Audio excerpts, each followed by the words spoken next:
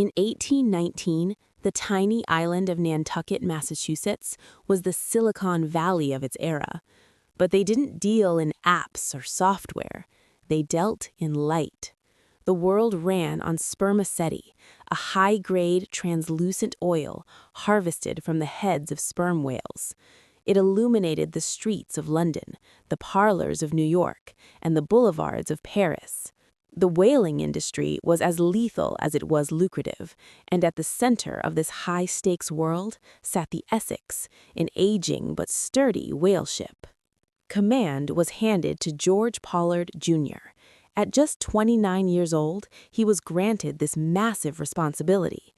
Pollard was steady, cautious, and somewhat conservative. His antithesis was the first mate, Owen Chase.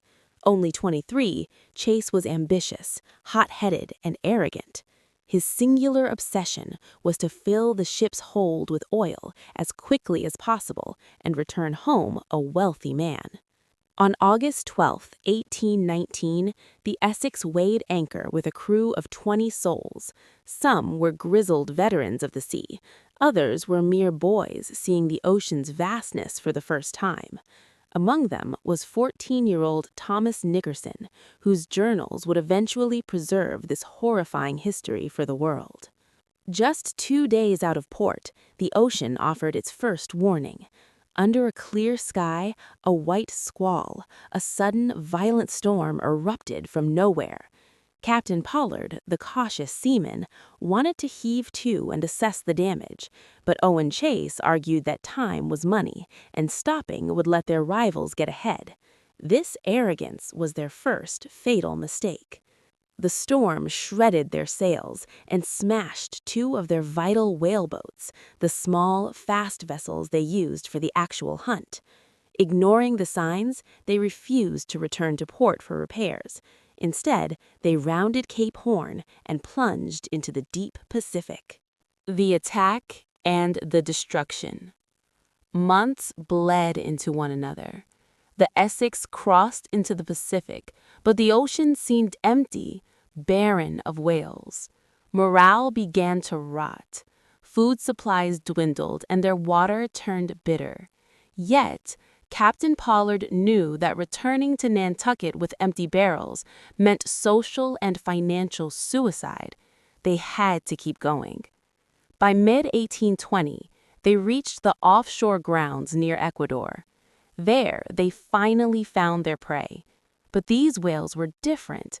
They were eerily calm, floating on the surface as if they were waiting for something or someone. November 20, 1820. The cursed afternoon. The sea was as smooth as glass. Pollard and Chase were out in separate whaleboats, pursuing a pod. During the hunt, Chase's boat was damaged by a whale's tail, forcing him back to the Essex for repairs. As Chase stood on the deck, hammer in hand, he saw a nightmare rise from the depths. About 100 yards away, a massive bull sperm whale, nearly 85 feet long, surfaced.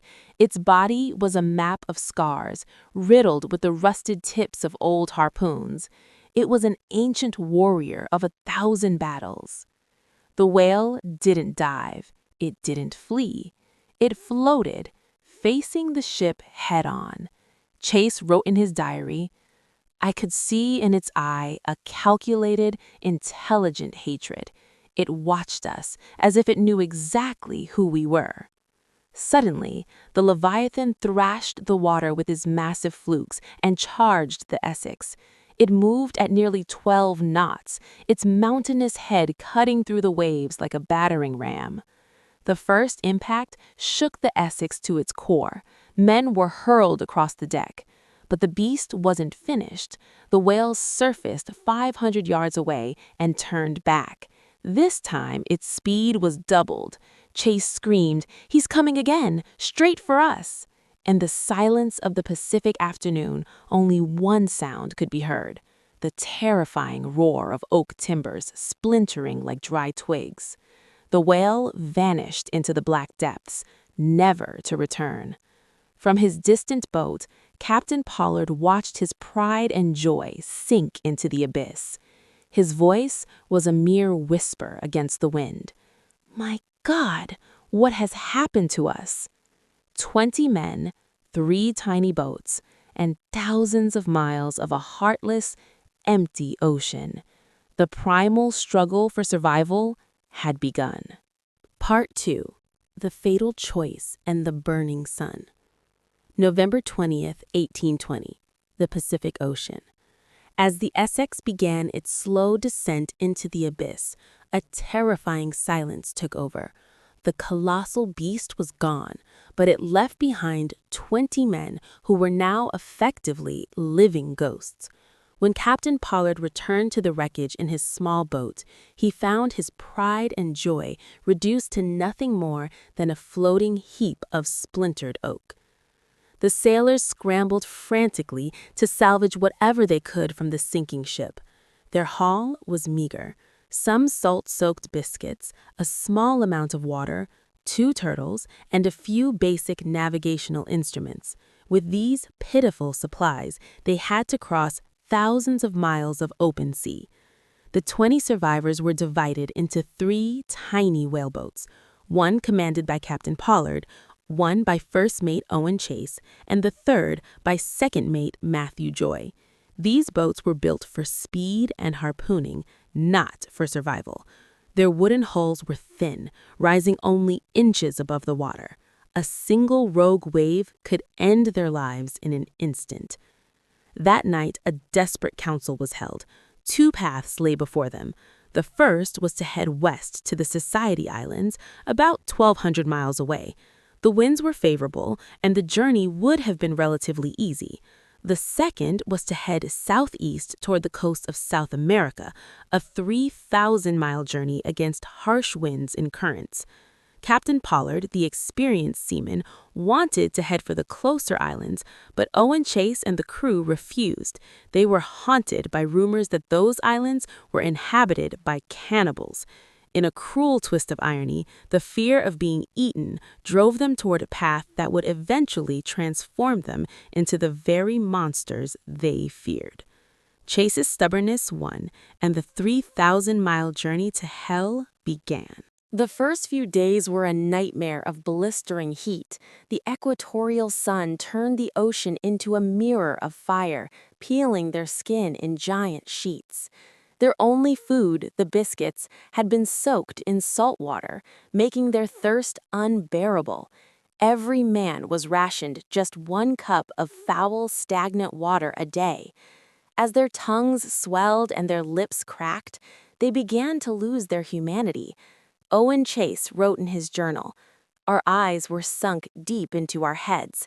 We were afraid to look at each other, for every face bore the shadow of death. They tried to drink their own urine, but it only poisoned their bodies further." In mid-December, a massive shark attacked Chase's boat, biting at the wooden planks and threatening to splinter them. The men fought it off with their last harpoon, but the damage was done. The ocean was no longer their home, it was their predator. Even when a pod of whales passed by, the men huddled in terror, feeling so small that even the great hunters of the sea didn't deem them worthy of a hunt. On December 20, after a month of drifting, a thin line appeared on the horizon, Henderson Island. For a brief moment there was hope.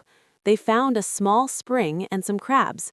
But within a week, the barren rock was stripped of all life. It was a beautiful trap where they would surely starve. A rift formed among the survivors. 17 men chose to face the sea once more, refusing to wait for death on land. But 3 men, William Wright, Seth Weeks, and Thomas Chappell, chose to stay, preferring the island's silence to the boat's agony. On December 27, the boats drifted away into the blue void. As the last of their biscuits vanished, the human inside them began to die, replaced by the primal hunger of a starving animal. Part 3. The Darkness of Hunger and the First Sacrifice. January 1821. The South Pacific. After leaving Henderson Island, the ocean became even more merciless.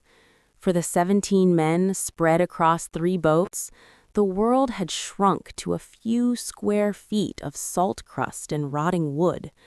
Surrounding them was nothing but an endless blue void, and above, a sun that burned like a furnace.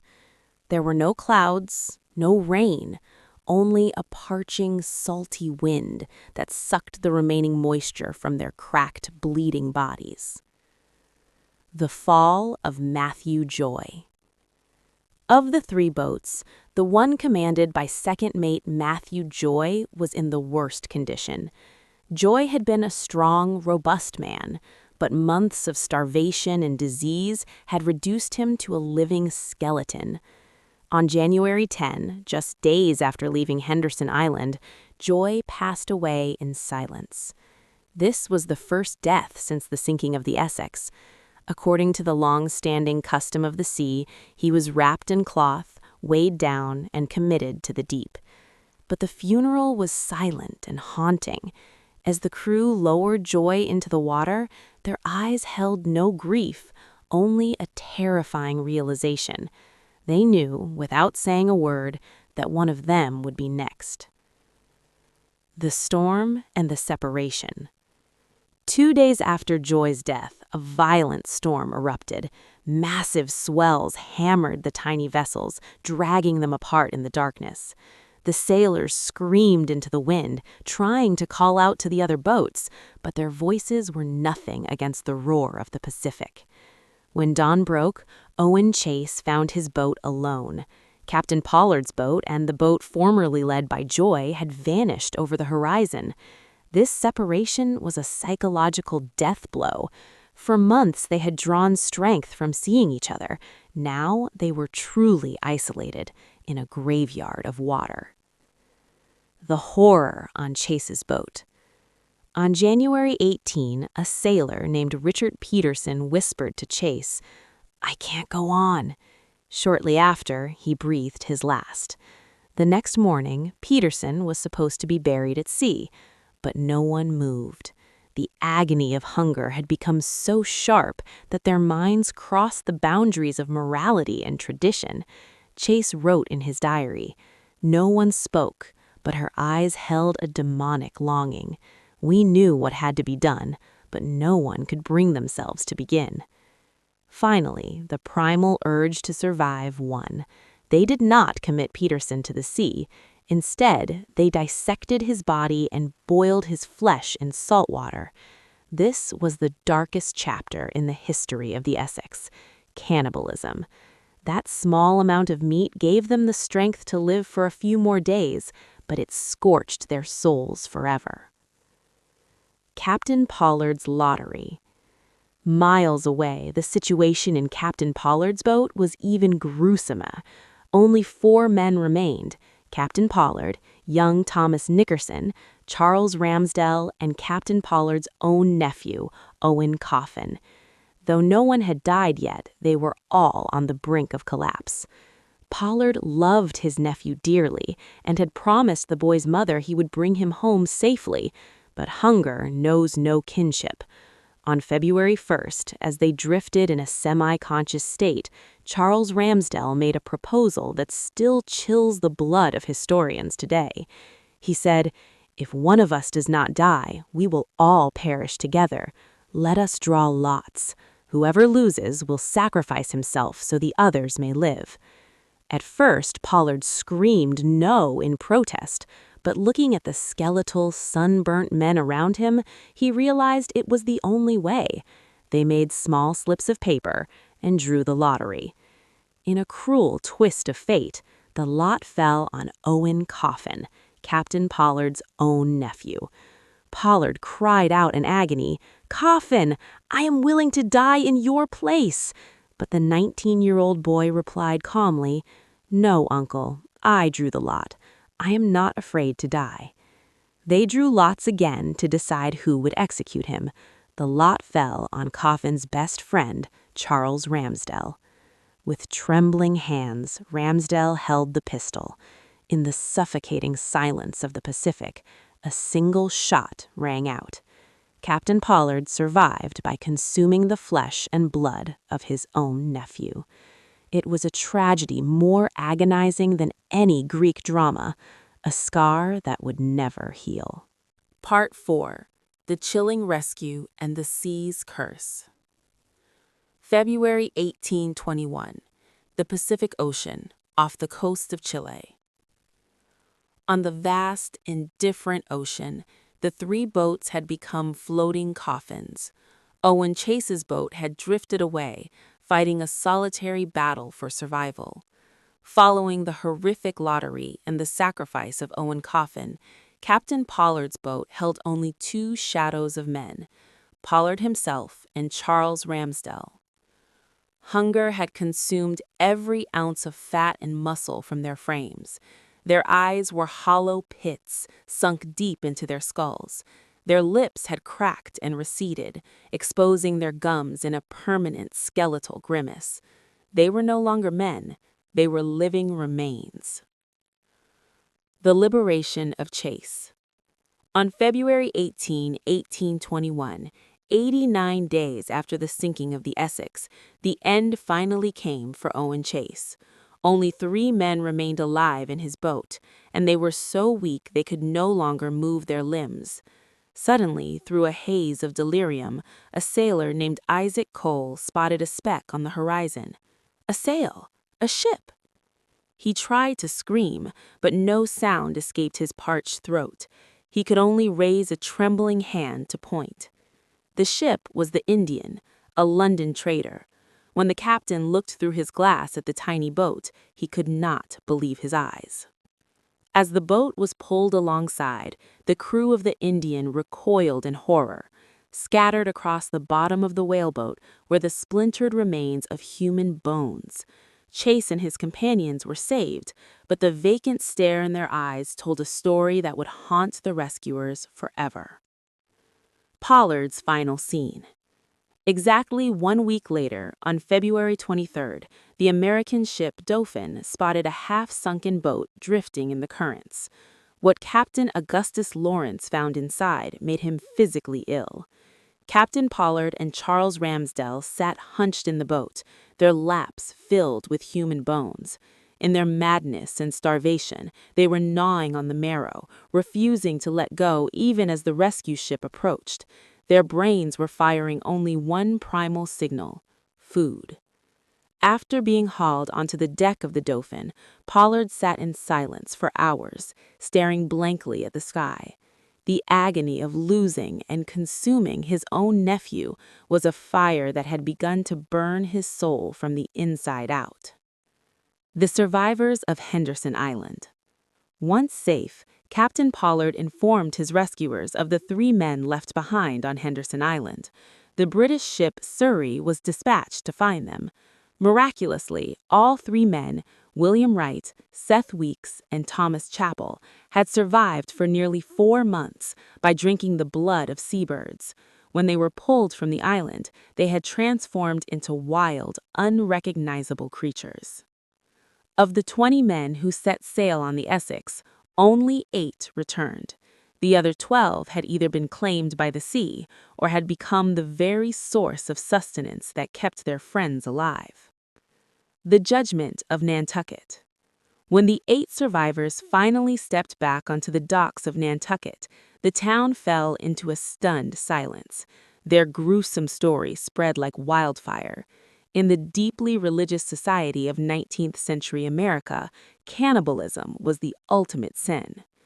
Owen Chase quickly wrote a book based on his journals, attempting to frame the tragedy as a story of endurance and heroism. But Captain Pollard could never forgive himself. When he finally stood before his own sister, the mother of the boy he had eaten, she uttered only one sentence: "Why did you come back after eating my son?" Pollard never found success at sea again. He was branded the Cursed Captain. He spent the rest of his life working as a night watchman in Nantucket. Every year on November 20th, the anniversary of the sinking, he would lock himself in his room and fast, grieving for the friends he had lost and the nephew he had consumed.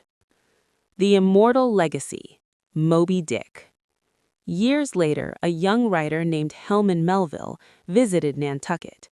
He read Owen Chase's account and met with the aging Captain Pollard. The story of the great whale's revenge moved Melville so profoundly that he penned one of the greatest novels in world literature, Moby Dick. Yet, the true story of the Essex remains 1,000 times darker and more heartbreaking than the fiction. It was not just a war between man and whale. It was a war between man and the demon lurking within his own soul. What happened on that calm afternoon of November 20th, 1820 in the Pacific Ocean was not merely an accident. It was an unprecedented event in natural history. The typical behavior of a whale when faced with humans or the sting of a harpoon is to dive deep into the sanctuary of the sea. Yet, the massive bull sperm whale that attacked the Essex did not flee. It declared war. Modern marine biologists have spent years trying to unravel the mystery behind this calculated aggression. The war of frequencies. Modern science suggests that the root cause of the attack may have been sound. Sperm whales see with their ears more than their eyes. They navigate their worlds by sending high-frequency sound waves through the water to locate prey and communicate, a process known as echolocation. As the Essex drifted in mid-ocean, first mate Owen Chase was on deck, repairing a small boat with a hammer. The rhythmic tap, tap, tap of his hammer resonated through the wooden hull and into the water. Scientists believe these vibrations perfectly mimicked the clicking or challenging sounds of a rival male sperm whale. To the 85-foot giant lurking miles below, the ship was not an inanimate object of wood and sail. It was a hostile intruder. The whale likely believed it was responding to a challenge for combat from a massive rival. Cetacean intelligence and revenge. The sperm whale possesses the largest brain of any creature on Earth, accompanied by a formidable memory. The whale that attacked the Essex was covered in scars from numerous old harpoons, meaning it had survived multiple encounters with human hunters. American researcher Nathaniel Philbrick suggests that this whale may have learned to recognize humans as a threat. It knew that these large ships carried smaller boats that brought death to its kind. On that afternoon, the whale didn't just act in self-defense, it launched a preemptive strike. It understood that by destroying the mothership, it would eliminate the entire hunting party. It was a moment of conscious, natural retribution. The chemistry of starvation. At this stage of the story, we must understand the cause of the sailors' horrifying transformation. When the survivors of the Essex turned to cannibalism, they were undergoing a terrifying biological shift. Science explains that after 2 months of total starvation, the body enters a state called autophagy. The body begins to consume itself, first burning glycogen in the liver, then fat, and finally breaking down the tissues of the heart and brain for energy.